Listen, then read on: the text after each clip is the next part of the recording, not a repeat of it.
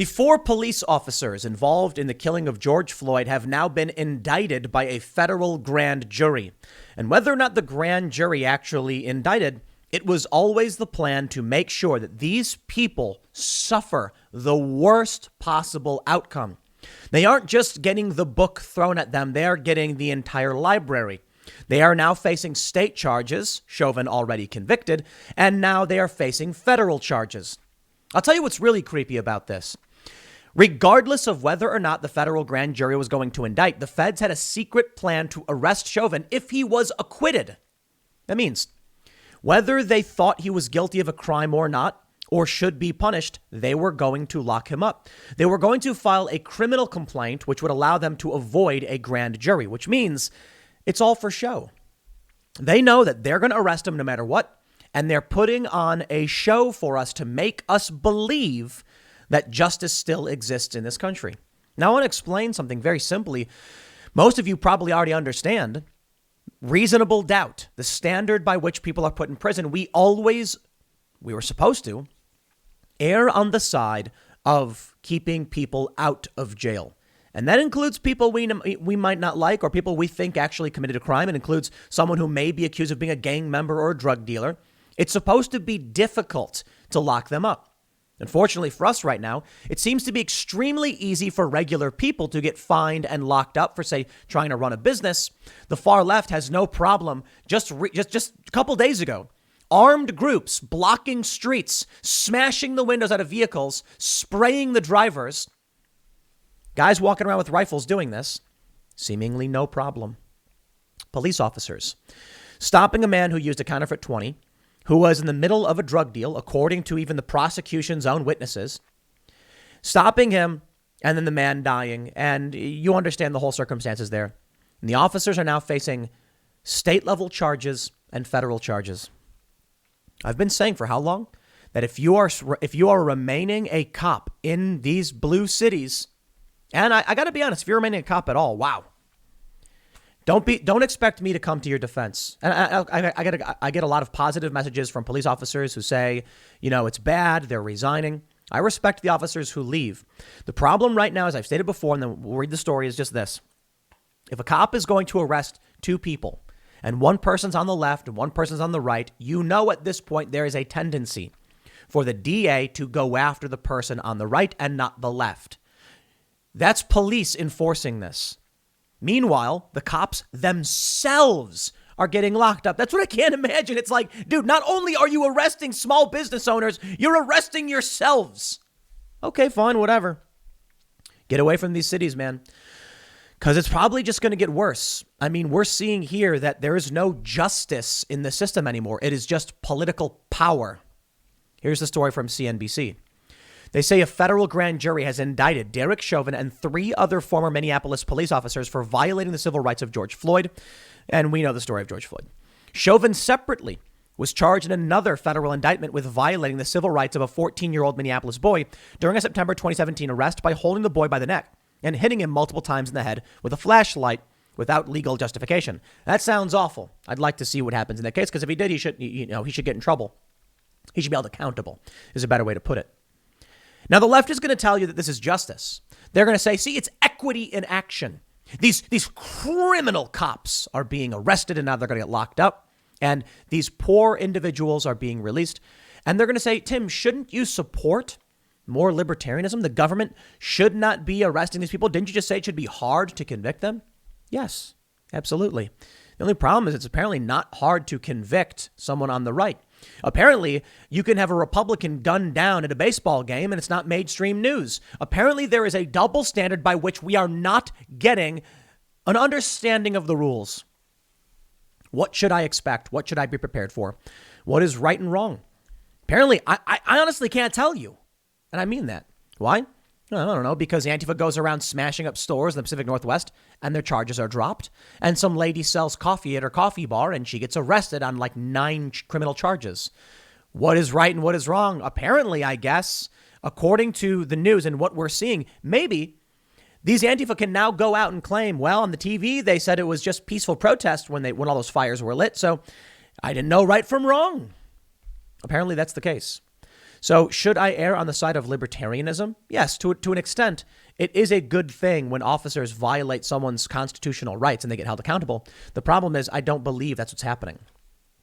I think what's happening is that the cult has gained enough power within the federal government to now exert their will on the system.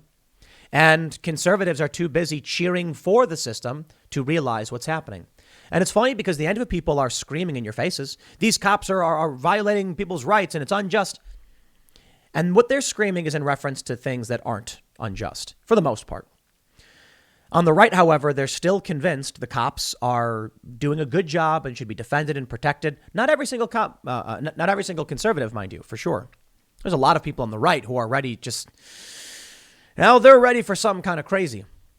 But I'll tell you this, if you support this system that is being now propped up by the bad cops, you, as a regular American, are more likely to go to jail. I know I've said it 50 million times, but let's read more. They say the new criminal charges revealed Friday come nearly 3 weeks after Chauvin was convicted. This we understand. The federal indictment accuses Chauvin, who held his knee on or around. You see where we're going now. On or around the neck of Floyd. Accuse him of killing him.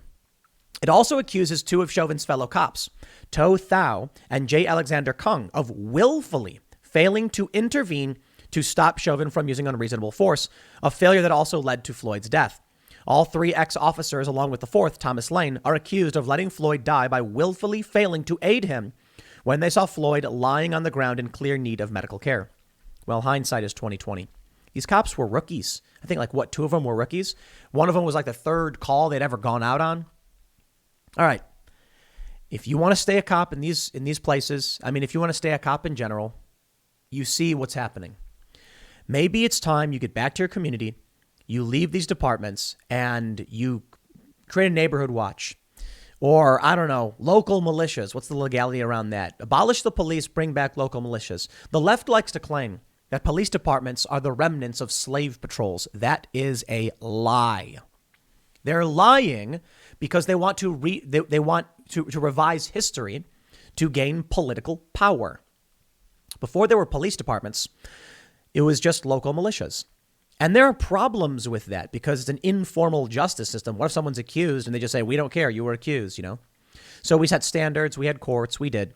And people would still face, courts and justice. And I think police departments were a good step forward. I do. Because the idea is that they're uninvolved in the conflict. If you have someone steal from a store and then some guy says, hey, that guy stole from my store. And everyone's like, we don't know what happened. What do? Well, often people would just get beaten up and they'd be accused and there would just be mob justice. We don't like that. We don't like mob justice. We saw it even going back into the early 1900s. So the police step in and the police are going to be like, I don't know. I don't care. We're going to arrest you and we'll figure it out later. Now, here's the problem. It's still sort of true, but the district attorneys are now propped up by far left money. The conservatives and regular people have ignored this area of the culture war. And now when the cop says, listen, I don't care and arrests you, the DA is likely going to lock you up if you're anything but a leftist. They say in the separate federal indictment related to the arrest of the 14-year-old, Chauvin likewise is accused of holding his knee on the neck of the or upper back of the boy, even after the teen was lying prone, handcuffed, and unresisting. This offense resulted in bodily injury to the boy. Chauvin, whose actions against the boy were caught on camera, was responding to a call by a woman who said that her son and daughter had assaulted her. The Minneapolis Star-Tribune newspaper had reported. The Star-Tribune also reported that Chauvin struck the boy in the head with his flashlight after the boy refused to get up off the floor. Doesn't sound like a good situation. So by all means, we'll have a trial. But I think when you look at the trial, the prosecution's own witness, my position has been made clear for those that haven't seen any of those segments. The prosecution's own witness said that Chauvin used a lesser force option against George Floyd. But it doesn't matter. The federal grand jury has indicted these cops. Don't be surprised now if you're a cop and you respond to a call, you will go to prison. I love it. The Micaiah Bryant story. They're like, why did the cop just shoot the knife out of her hand? Amazing. These people think that they think that when you fire a gun, it's just like telekinesis and you just decide it's going to go in the right place. They don't know what accuracy is. Yeah, you can't do that. They think you can. Now, in a strange, we're going to segue. So this is the bad news for the cops. We have an interesting story moving forward, where I wouldn't call it good or bad, just an interesting development. And then we have an actual good story, good for cops. So we'll get to that one. Atlanta board reinstates Garrett Rolfe, fired officer who shot Rayshard Brooks. The Atlanta Civil Service Board released the decision on Wednesday. He's still charged with murder because a drunk driver was attacking cops, fleeing, and then turned to fire a taser at the officer, who then returned fire to defend himself. He's facing murder charges for this, but he got his job back. And now he's on administrative leave. They couldn't fire him without due process. Here's what they say. From 11 Alive. Garrett Rolfe, the fired Atlanta police officer who shot and killed Rayshard Brooks in a Wendy's parking lot, has been reinstated by the Atlanta Civil Service Board. They released a decision Wednesday stating, due to the city's failure to comply with several provisions of the code and the information received during witness testimony, the board concludes the appellant was not afforded his right to due process. Therefore, the board grants the appeal of Garrett Rolfe and revokes his dismissal as an employee of the APD. Maybe this is about a pension or retirement or something. Maybe he really wants his job back. But I just got to say, outside of this, there's like a lot of legal reasons. You would have to be, in my opinion, insane to want to be a cop in Atlanta or Minneapolis right now. I mean, or Portland or Seattle. You'd have to be insane. Sorry, I don't want to hear it. People saying, no, they want to do good in their communities. They want to, sorry, I don't want to hear it. No, you got to be nuts. You got to be nuts.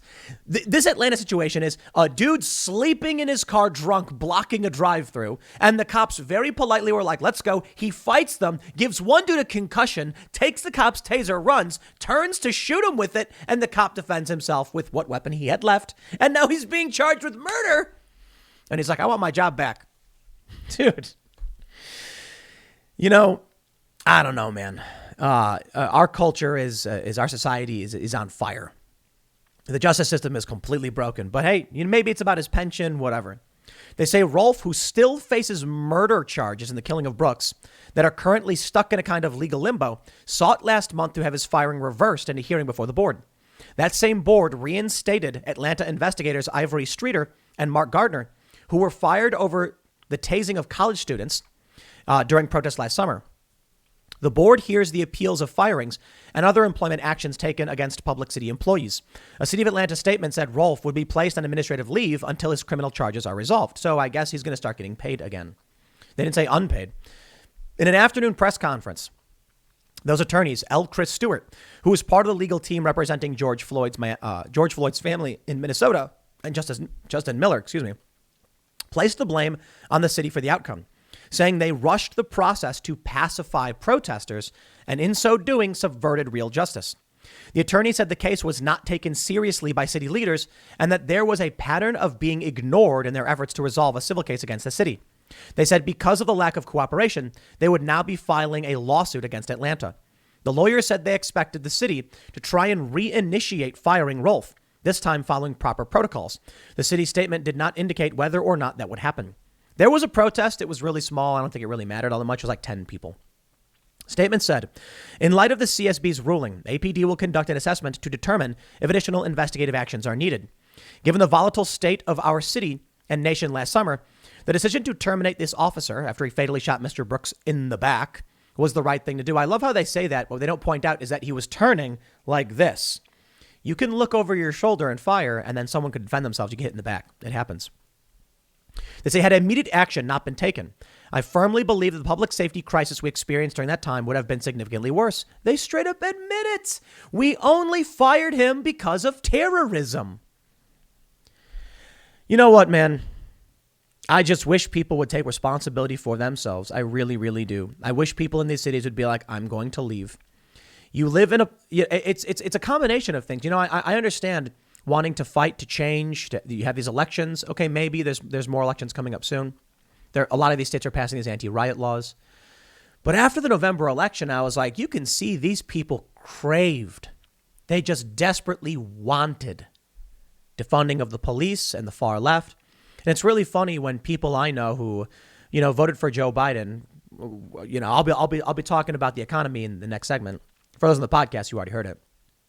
It's funny when I have these people being like, please, I need help. I'm in trouble. And I'm like, dude, you voted for this. You voted for the crumbling of the economy. You know what? Yeah, great. And unfortunately for those who are principled, we still help those in need. We still defend the free speech of the far left. We still call for justice when we see something that appears to be a police unaccountability. And then we keep getting manipulated. They keep taking advantage of our goodwill. Well, it's not all bad news. Check out this story from the Daily Mail. Idaho Marshal's deputy who mocked LeBron James' "Your Next" tweet gets a book deal and is now back at work after being placed on leave. There you go. Remember this video? So LeBron James said, "You're next," and posted a photo of this cop. And so this other cop, this is Sylvester in Idaho, made this really funny video where he's like, "Oh, two guys are knife fighting. But and he calls his dispatch. Can you get LeBron on the phone? I need his advice. He needs to tell me what to do." And he's like, "What should I do? They're fighting." It was a really, really good bit. They went after him for it. He got placed on leave. He was suspended. And then he ended up raising, I think, $500,000 on GoFundMe, all because he mocked LeBron James, and that was a book deal. We live in a broken and crumbling social structure. Now, look, it may be good news that this guy who was making a joke is rewarded for it instead of punished. It's the inversion of cancel culture. So I'm happy that something good is happening for this guy. But think about how stupid our economy is right now. How many people are making money from like the stupidest things? Like it's people just giving each other money on culture war issues. GoFundMe accounts pop up and they're like, "I got kicked out of school because I called my teacher racist. Give me $10,000," and they make like $100,000. Yeah. You are being granted access to food and technology and luxury and infinity pools and whatever you want to buy with it because you said something one time. How is an economy supposed to function in this way, right? This is some kind of strange cold civil war. The economy is supposed to be like, "Hey, I like that you made a birdhouse. I'd like to buy that birdhouse. Here's $20. Thanks for the birdhouse." And then you hang up the birdhouse and then birds live in it and it's a decoration you enjoy. Or you're like, "I need someone to shovel rocks." And here's $20, shovel the rocks. Now it's like, "I've got money and I'm going to give it to you because you said words on the internet that were like funny or offensive or something." People are literally getting access to resources by nature of just being actively involved in the culture war. People are flooding the zone with money for those that they are helping them or agreeing with them. And it's a really weird thing. And don't get me wrong. I understand that a lot of people donate or are members of timcast.com because of, I'm active in the culture war. I totally get it. But like, that's my job, right? I do cultural commentary and political commentary. There are people who it's like a 18-year-old girl gets kicked out of her apartment because she called, some guy racist or whatever. And then she ends up raising $100,000. So look, anyway, I digress. I'm happy to hear that this cop is now getting, I don't understand the book deal, right? But hey, good for him, right? Daily Mail reports the Bellevue Marshal's office, the local police department, put Deputy Nate Sylvester on leave after his viral TikTok. He criticized, LeBron James. We get it. Yada, yada, yada. Moving forward. And then they tell the joke. Sylvester pauses. Okay, come on. Let's get to the details here. The agency added the personnel issue was being dealt with internally. Bellevue Mayor Ned Burns confirmed that Sylvester will remain employed with the police department, but said his video and actions went against department policies. The cop was seen wearing his work uniform, posting videos from inside his department-issued patrol car. I can understand that for sure, yeah. I think he's going to need to do some work to regain the confidence of some members of the community. I kind of don't think I think people are going to see him and they're going to high-five him. They say Sylvester was placed on leave. A GoFundMe was created, which raised more than $500,000. Sylvester told KTVB he will donate a portion of the funds raised to the First Responders Children's Foundation and use another portion to create a scholarship. It was not immediately clear how much he plans to donate. I mean, look, I think he should keep all of it, to be completely honest. Has a book deal. Now, that's just amazing. I don't know what the details are on the book deal, but, all right, fine. Good for him.